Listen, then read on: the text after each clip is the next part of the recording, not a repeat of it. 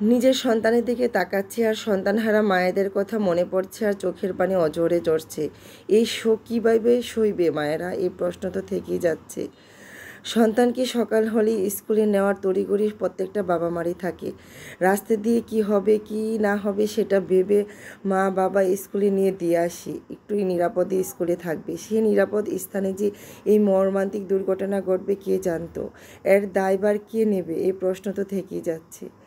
আমারও ছেলে আছে, মেয়ে আছে, তাদের সাথে যদি এমনটা ঘটতো আমার কি হতো, আমি কি করতাম, এই ভেবে শুধু কান্না পাচ্ছে। আর দোয়া করি, আল্লাহ যাদেরকে তুমি নিয়ে গেছো তাদেরকে ব্যস্ত নসিব করো, আর যারা আছে হসপিটালে বেডে তাদেরকে সুস্থ করে মায়ের কোলে ফিরিয়ে দাও। একটা মায়ের আর্তনাদ, কষ্টের মা সন্তানকে বুকে সুস্থভাবে ফিরে পাওয়ার আনন্দ কোনো কিছুর আনন্দের সাথে তুলনা হয় না।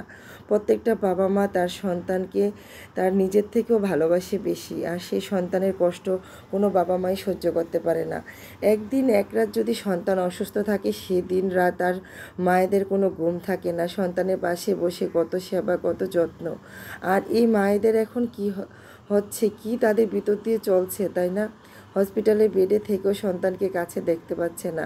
এত এত নিউজ দেখছি আর ভেঙে পড়ছি। গতকাল দুপুর থেকে এই পর্যন্ত কিছুই ভালো লাগছে না, শুধু খবর দেখছি আর শুধু কান্না করছি। আমি এতটাই কষ্ট পাচ্ছি যে আমি খবর দেখার পরে আমি চোখের পানি ধরে রাখতে পারছি না। আমার সন্তানকে দের কাছে নিয়ে আমি শুধু কান্না করি। যদি তোমাদের স্কুলে এরকমটা হতো তো আজকে আমি কোথায় থাকতাম, আমার কি হতো?